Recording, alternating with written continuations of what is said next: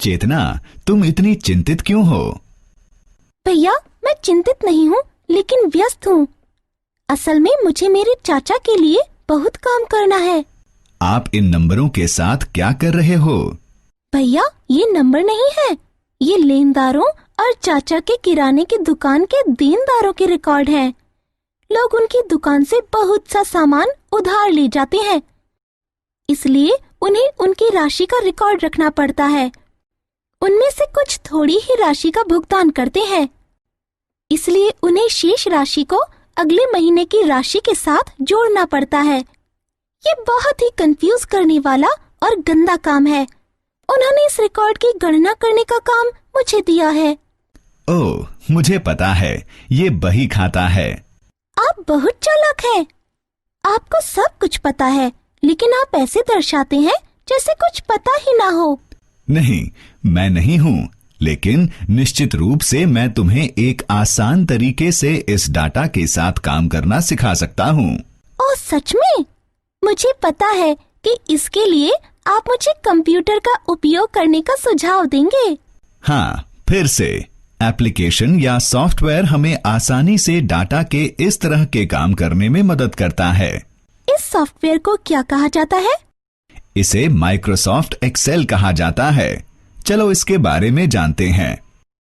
इस मॉड्यूल को पूरा करने के बाद आप इसमें सक्षम हो जाएंगे।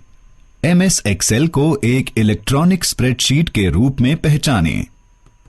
एमएस एक्सेल वर्कबुक विंडो का वर्णन। छोटे बजट बनाने के लिए एमएस एक्सेल का प्रयोग करें।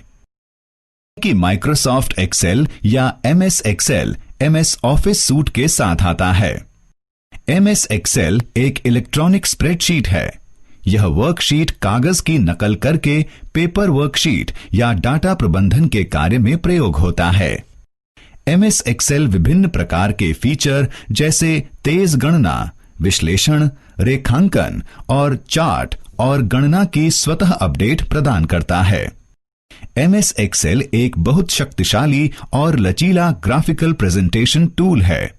ये टूल ग्राफ्स या चार्ट्स है। बड़े और जटिल डाटा को किसी स्थिति के क्विक विश्लेषण के लिए ग्राफ्स और चार्ट के माध्यम से ग्राफिकल रूप में प्रस्तुत किया जा सकता है। एमएस एक्सेल को हम आसान से मुश्किल बजट, बड़ा और जटिल डाटा जमा और कैलकुलेट और विभिन्न प्रकार की गणना की रिपोर्ट जैसे कैश फ्लो स्टेटमेंट्स का उपयोग करने के लिए प्रयोग करते हैं। एमएस एक्सेल का उपयोग शुरू करने से पहले एक्सेल को चलाएं या शुरू करें और विंडो या तत्वों के बारे में जानें। एमएस एक्सेल चलाने के लिए स्टार्ट बटन पर क्लिक करें। माउस को ऑल प्रोग्राम्स पर ले जाएं। माइक्रोसॉफ्ट ऑफिस पर क्लिक करें। माइक्रोसॉफ्ट ऑफिस एक्सेल 2007 पर क्लिक करें। डिफॉल्ट नाम से एक नई वर्कबुक बनेगी, बुक 1। एक वर्कबुक के कई सारे भाग माइक्रोसॉफ्ट ऑफिस एप्लीकेशन के समान होते हैं, जैसे एमएस वर्ड के कुछ मेन्यू एमएस एक्सेल से मिलते हैं। एक्सेल जहां अपना सारा डाटा स्टोर करता है, उसे वर्कबुक कहते हैं। ये कई वर्कशीटों से मिलकर बना है। इन सभी में डाटा स्टोर कर सकते हैं। एक्सेल की वर्कशीट रो और कॉलम से मिलकर बनती है। सभी वर्कशीट में ज्यादा से ज्यादा 65,536 रो और 256 कॉलम होते हैं। डिफॉल्ट के कारण एक नई वर्कबुक में 3 वर्कशीट होती है। एक वर्कशीट का नाम स्क्रीन के नीचे स्थित शीट टैब पर दिखाई देता है। डिफॉल्ट के कारण इनके नाम हैं शीट 1, शीट 2, शीट 3। हम वर्कशीट का नाम अपनी जरूरत के हिसाब से उसकी पहचान के लिए बदल कर रख सकते हैं। उदाहरण के लिए हम लेनदारों की सूची देनदारों की और बेचे हुए माल की सूची के नाम पर इसका नाम बदल कर रख सकते हैं। शीट का नाम बदलने के लिए जिस शीट का नाम बदलना है उसके शीट टैब पर डबल क्लिक करें। मौजूदा शीट टैब का नाम का चयन हो जाएगा। मौजूदा नाम को बदलने के लिए नया नाम लिखें। वैकल्पिक रूप से आप नाम बदलना चाहते हैं तो शीट टैब पर राइट क्लिक करें। शॉर्टकट पॉपअप से नाम बदलने का चयन करें। शीट टैब पर मौजूदा नाम का चयन हो जाएगा। नाम बदलने के लिए मौजूदा नाम की जगह पर नया नाम लिखें। हमें एक वर्कबुक में 3 से अधिक वर्कशीट की आवश्यकता हो सकती है। MS एक्सेल मौजूदा वर्कशीट के अंत में या पहले हमें वर्कशीट को जोड़ने या सम्मिलित करने की अनुमति देता है। जल्दी से मौजूदा वर्कशीट के अंत में एक नई वर्कशीट सम्मिलित करने के लिए शीट टैब्स के अंत में मौजूद वर्कशीट टैब पर क्लिक करें। डिफॉल्ट नाम की एक नई वर्कशीट मौजूदा वर्कशीट के अंत में डल जाती है। मौजूदा वर्कशीट के पहले एक नई वर्कशीट सम्मिलित करने के लिए वर्कशीट का चयन करें। होम टैब के सेल ग्रुप में इंसर्ट क्लिक करें। क्लिक करें इंसर्ट शीट। डिफॉल्ट नाम के साथ एक नई वर्कशीट इंसर्ट हो जाती है। मौजूदा शीट टैब पर राइट क्लिक करें और फिर क्लिक करें इंसर्ट। इंसर्ट डायलॉग बॉक्स दिखेगा। नई वर्कशीट डालने के लिए पहले क्लिक करें वर्कशीट, फिर जनरल टैब पर क्लिक करें ओके। आप एक बार में एक से अधिक वर्कशीट सम्मिलित कर सकते हैं। एक ही बार में एक से अधिक वर्कशीट सम्मिलित करने के लिए कीबोर्ड में शिफ्ट की को दबाएं और फिर ओपन वर्कबुक के जिस वर्कशीट के शीट टैब को आप सम्मिलित करना चाहते हैं उसके उस नंबर का चयन करें। उदाहरण के लिए अगर आप 3 नई वर्कशीट जोड़ना चाहते हैं, मौजूदा वर्कशीट में 3 शीट टैब का चयन करें।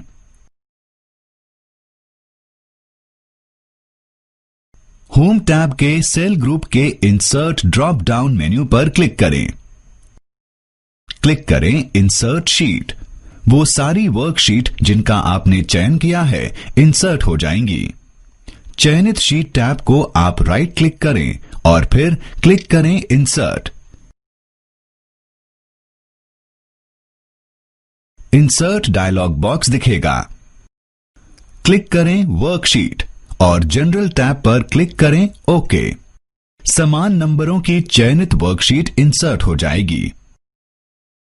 इच्छानुसार नंबरों की वर्कशीट नई वर्कबुक में बनाने के बाद आप बाद में उपयोग के लिए इसे उपयुक्त नाम के साथ सेव करें।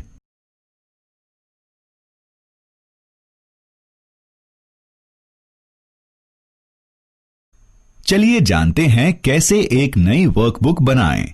मौजूदा वर्कशीट के अंत में एक नई वर्कशीट जोड़ें। शीट 1 का नाम बदलें और उसे वर्कबुक में सेव करें। नई वर्कबुक बनाने के लिए स्टार्ट बटन पर क्लिक करें। माउस को ऑल प्रोग्राम्स पर ले जाएं। माइक्रोसॉफ्ट ऑफिस पर क्लिक करें। माइक्रोसॉफ्ट ऑफिस एक्सेल 2007 पर क्लिक करें। एक नई वर्कबुक बनेगी, बुक 1। मौजूदा वर्कशीट के अंत में एक नई वर्कशीट शामिल करने के लिए शीट टैब्स के अंत में इंसर्ट वर्कशीट टैब पर क्लिक करें। मौजूदा वर्कशीट के अंत में डिफॉल्ट नाम से नई वर्कशीट इंसर्ट हो जाती है। नाम बदलने के लिए sheet 1, double click sheet 1 tab.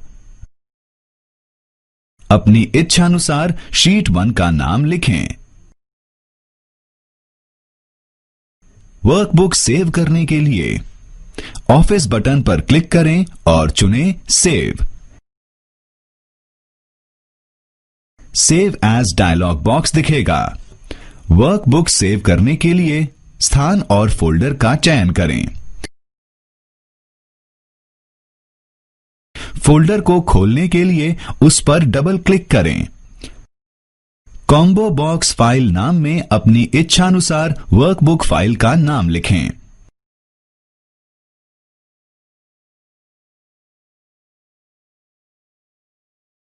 Save as type drop down menu में से विभिन्न प्रकार के वर्कबुक का चयन करें। डिफॉल्ट रूप से ये एक्सेल वर्कबुक स्थापित हो जाएगी। वर्कबुक सेव करने के लिए सेव पर क्लिक करें और डायलॉग बॉक्स में से सेव एज को बंद करें। संक्षेप में चलिए नीचे के चरणों में जानते हैं वर्कबुक बनाना, नई वर्कशीट इंसर्ट करना, वर्कशीट का नाम बदलना और वर्कबुक में सेव करना। चरण 1, स्टार्ट बटन पर क्लिक करें। चरण 2, माउस को ऑल प्रोग्राम्स पर ले जाएं। चरण 3, माइक्रोसॉफ्ट ऑफिस पर क्लिक करें। चरण 4, माइक्रोसॉफ्ट ऑफिस एक्सेल 2007 पर क्लिक करें। चरण 5, शीट टैब्स के अंत में इंसर्ट वर्कशीट टैब पर क्लिक करें। चरण 6, शीट 1 टैब पर डबल क्लिक करें। चरण 7, अपनी इच्छानुसार शीट 1 का नाम लिखें। चरण 8, ऑफिस बटन पर क्लिक करें और चुनें सेव। चरण 9, स्थान और फोल्डर का चयन करें। चरण 10, कॉम्बो बॉक्स फाइल नाम में फाइल का नाम लिखें। चरण 11, save as type drop down सूची में विभिन्न प्रकार की वर्कबुक का चयन करें।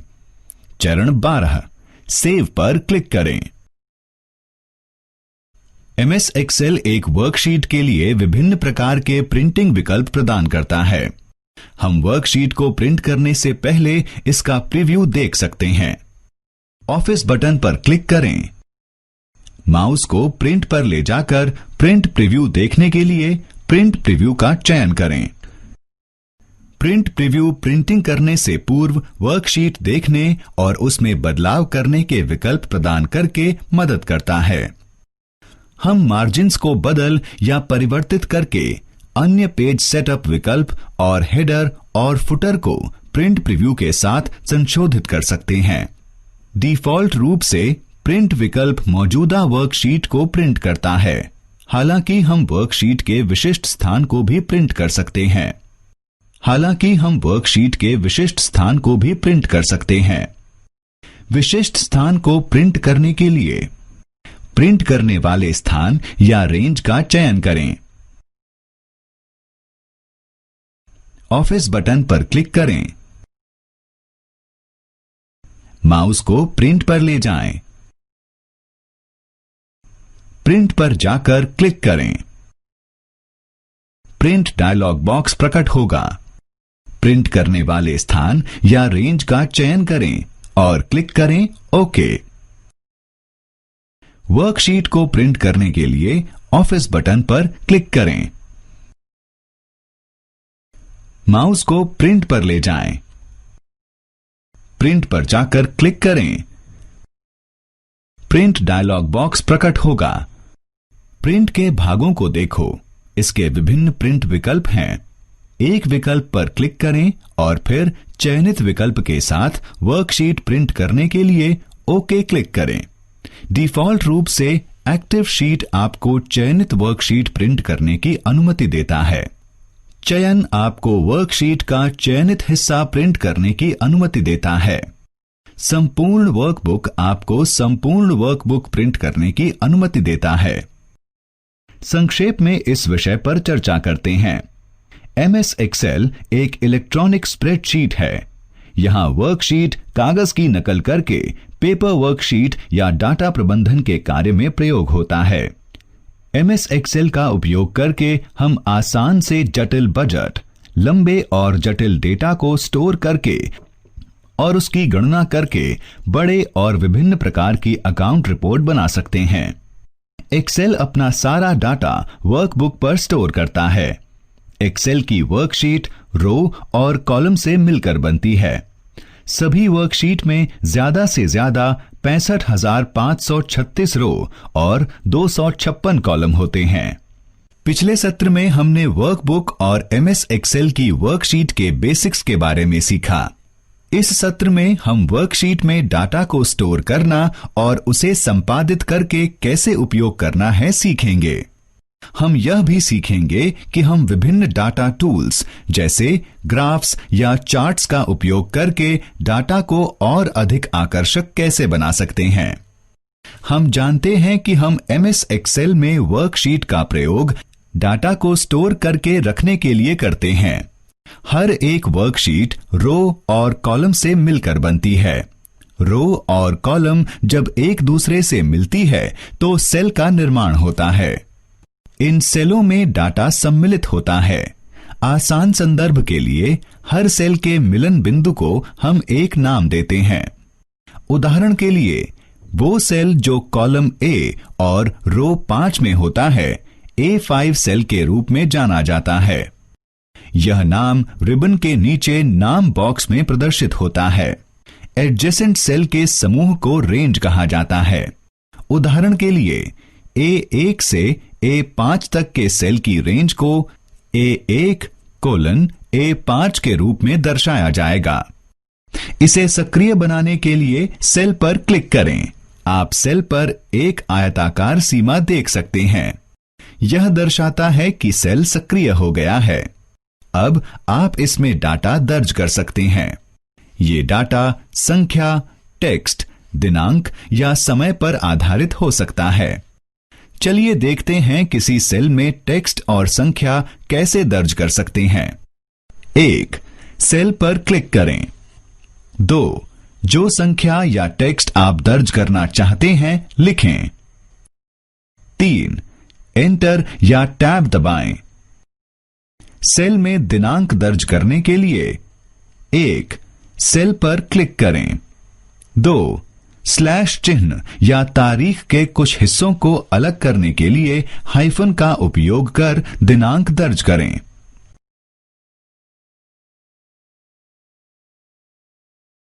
3. एंटर या टैब दबाएं। 12 घंटे की घड़ी पर आधारित समय सीमा दर्ज करने के लिए एक जगह छोड़ने के बाद समय सीमा दर्ज करें और फिर A या P लिखें। एमएस एक्सेल डिफॉल्ट रूप से समय को AM में दर्ज कर लेगा।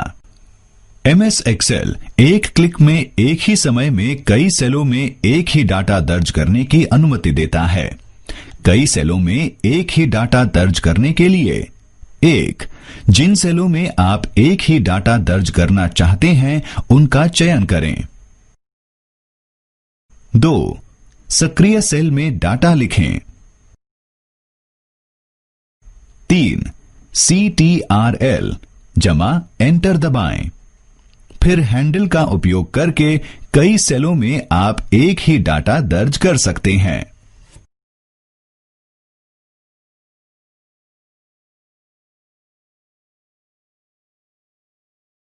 कभी कभी हमें टेक्स्ट, संख्या या तारीखों की एक श्रृंखला टाइप करने की जरूरत पड़ती है।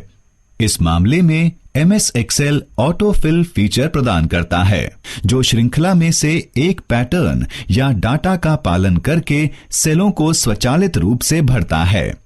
एक श्रृंखला दिनों या महीनों का क्रम भी हो सकती है। उदाहरण के तौर पर दिनों की श्रृंखला के लिए रवि, सोम, मंगल शामिल हैं और महीनों की श्रृंखला के लिए जनवरी, फरवरी, मार्च आदि शामिल हैं। चलिए देखते हैं कैसे हम एक टेक्स्ट श्रृंखला को बनाते हैं जिसमें सप्ताह के दिनों की टेक्स्ट प्रविष्टियां शामिल हों। सबसे पहले श्रृंखला की शुरुआत में पहली वैल्यू दर्ज करें जो श्रृंखला का पहला दिन होता है। जिन सेलों को आप भरना चाहते हैं वहां पर ऑटो फिल हैंडल को खींचें। इसी तरह आप महीनों के नामों की श्रृंखला बना सकते हैं।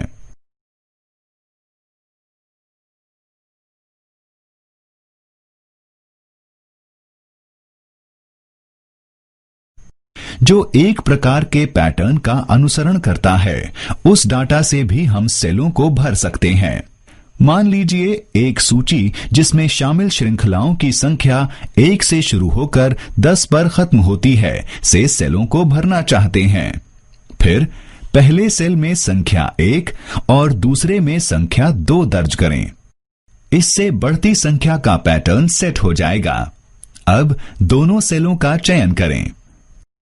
जब तक संख्या 10 ऑटो फिल हैंडल के दाहिनी ओर प्रदर्शित नहीं होता, तब तक सेलों की रेंज के माध्यम से ऑटो फिल हैंडल को खींचें। 1 से लेकर 10 तक संख्याओं की श्रृंखलाओं के साथ सेलों को भरने के लिए माउस बटन को छोड़ें। इसी तरह आप भी एक समान संख्याओं की या और अधिक संख्याओं की श्रृंखला बना सकते हैं। एक बार जब हम एक वर्कशीट में डाटा दर्ज कर लेते हैं, बाद में हमें उस डाटा में कुछ संपादन की आवश्यकता हो सकती है। संपादन में शामिल हैं सेलों के डाटा को मिटाना और डाटा को एक स्थान से दूसरे स्थान लेकर जाना। हम या तो फॉर्मूला बार का उपयोग करके या फिर सेल द्वारा सेल की सामग्री का संपादन करके सेलों की सामग्री को संपादित कर सकते हैं। फॉर्मूला बार का उपयोग सेल की सामग्री को संपादित करने के लिए सेल का चयन करें। रिबन के नीचे मौजूद फॉर्मूला बार पर क्लिक करें। आवश्यकता अनुसार सामग्री को संपादित करें और एंटर दबाएं। सेल द्वारा सेल की सामग्री का संपादन करने के लिए संपादित करने के लिए सेल का चयन करें। F2 फंक्शन की दबाएं। संपादन पॉइंट पर कर्सर ले जाकर सामग्री को संपादित करें। एंटर या टैब दबाएं। कभी कभी आपको सेल क्लियर करने के लिए अपनी सामग्री डिलीट करने की आवश्यकता हो सकती है, लेकिन याद रखें, एक सेल को क्लियर करना एक सेल को डिलीट करने के समान नहीं है। इन दोनों में फर्क है। जब हम एक सेल को डिलीट करते हैं तो अन्य सेल दाहिनी ओर या नीचे की ओर खिसक जाते हैं, जबकि दूसरी तरफ जब हम सेल को क्लियर करते हैं तो अन्य सेलों को खिसकना नहीं पड़ता। हम अलग अलग तरीकों का उपयोग करके सेल को क्लियर कर सकते हैं। शॉर्टकट मेन्यू का उपयोग सेल को क्लियर करने के लिए सेल का चयन करें। चयनित सेल पर राइट क्लिक करें। शॉर्टकट मेन्यू से क्लियर कंटेंट विकल्प का चयन करें। हम डिलीट की का प्रयोग करके भी सेल को क्लियर कर सकते हैं। क्लियर करने के लिए सेल का चयन करें और डिलीट की दबाएं। डिलीट की सेल की सामग्री को क्लियर कर देगी, लेकिन सेल की फॉर्मेटिंग को नहीं बदलेगी। सेल की सामग्री को क्लियर करने के लिए हम मेन्यू बार का उपयोग भी कर सकते हैं। सेल क्लियर करने के लिए मेन्यू बार का उपयोग करें। क्लियर करने के लिए सेल का चयन करें। होम टैब में एडिटिंग ग्रुप के क्लियर ड्रॉप डाउन मेन्यू पर क्लिक करें। मेन्यू में से क्लियर कंटेंट का चयन करें। कई बार हमें एक वर्कशीट डेटा की सारी कॉपियों की जरूरत होती है। हम MS एक्सेल के कॉपी और पेस्ट विकल्पों का प्रयोग करके ऐसा कर सकते हैं।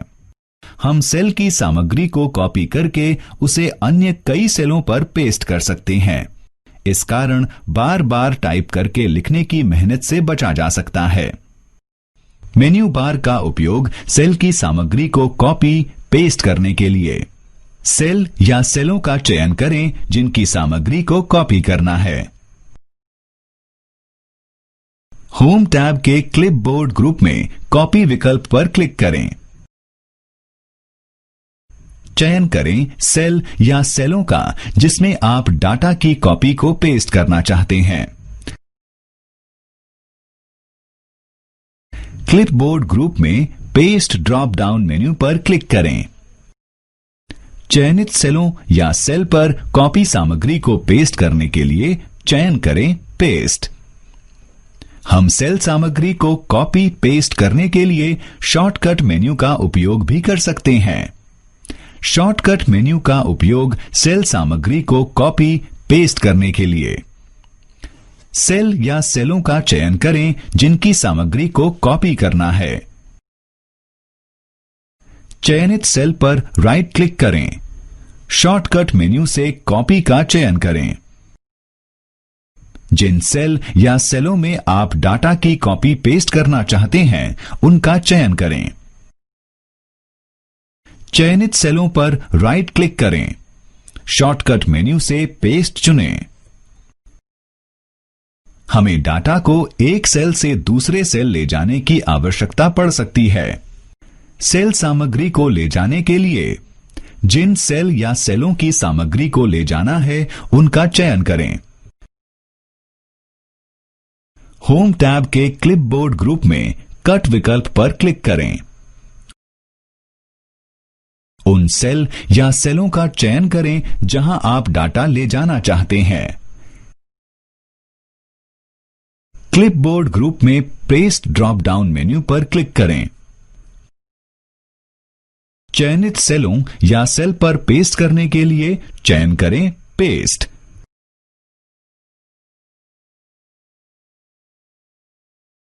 सेल सामग्री को ले जाने के लिए हम शॉर्टकट मेन्यू का प्रयोग भी कर सकते हैं।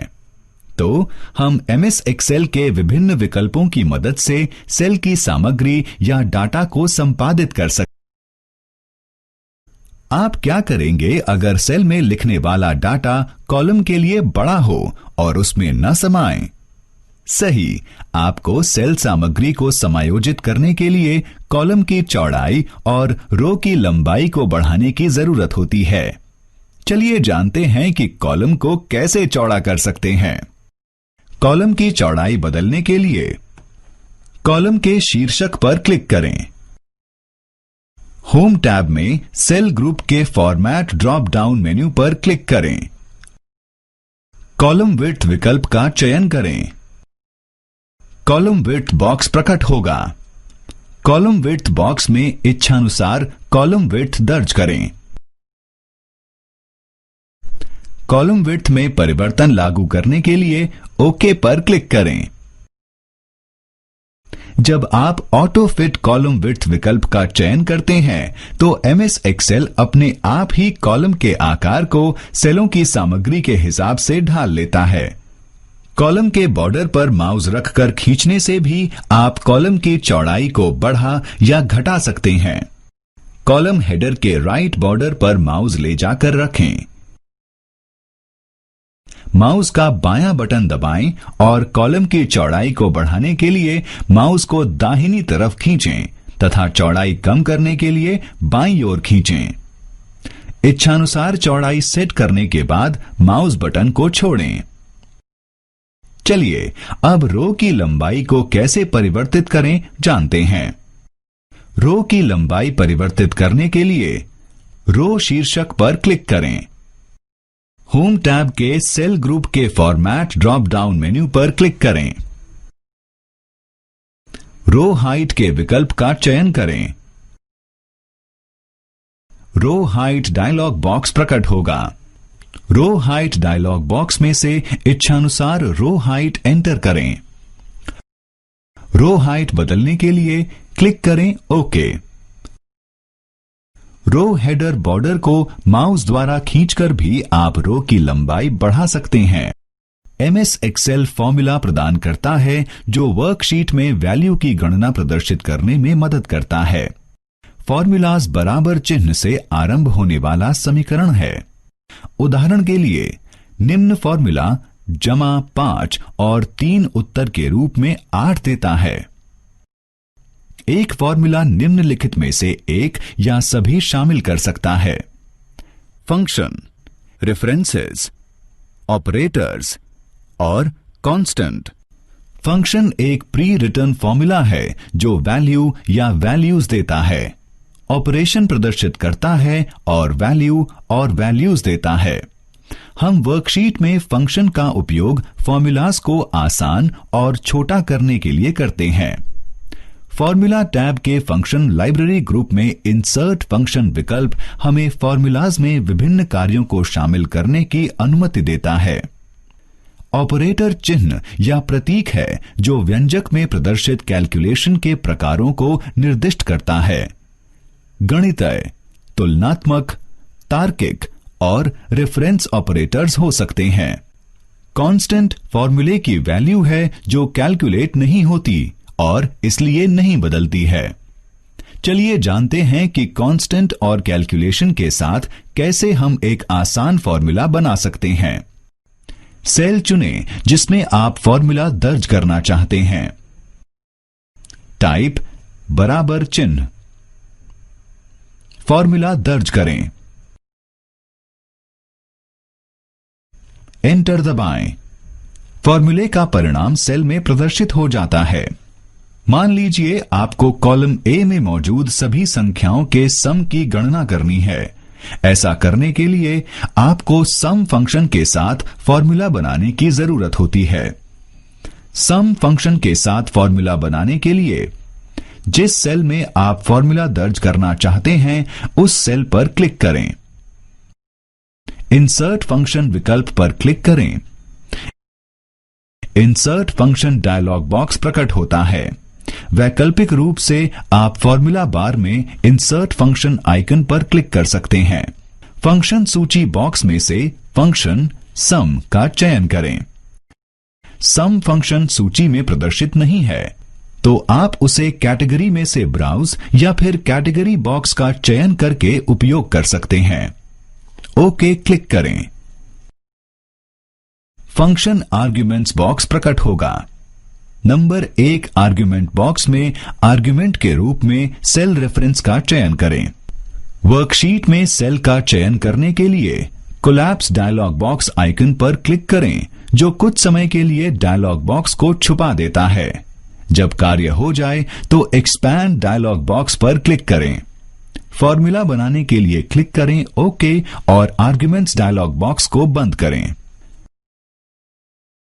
फंक्शन लाइब्रेरी में ऑटो सम विकल्प आपको जल्दी फंक्शन के साथ फॉर्मूले का उपयोग करने की अनुमति देता है। ऑटो सम विकल्प का उपयोग करने के लिए सेल चुनें जिसमें आप फॉर्मूला दर्ज करना चाहते हैं। ऑटो सम ड्रॉप डाउन मेन्यू पर क्लिक करें। फंक्शन सम का चयन करें। सेल रेंजेस का चयन करें। एंटर दबाएं। तो अब आप वर्कशीट के डाटा की गणना करने के लिए फॉर्मूला और फंक्शन का उपयोग कर सकते हैं। MS एक्सेल चार्ट्स या ग्राफ का उपयोग करके अधिक आकर्षक तरीके से डाटा प्रस्तुत करने की अनुमति देता है। इस डाटा को देखो, ये दुकान की बिक्री रिपोर्ट है जो दुकान के हर वर्ष के प्रत्येक माह में होने वाली बिक्री को दर्शाती है। क्या आप बता सकते हैं किस माह में सबसे अधिक बिक्री कब हुई है? इसमें थोड़ा समय लगेगा। अब इन चित्रों को देखें। क्या आप सबसे लंबे बार को पहचान सकते हैं?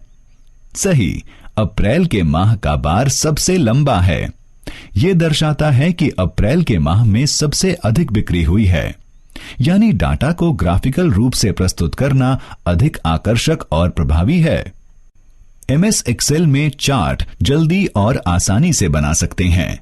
एक्सेल आपको चार्ट के विभिन्न प्रकार प्रदान करता है जिसको आप चार्ट बनाते समय चुन सकते हैं।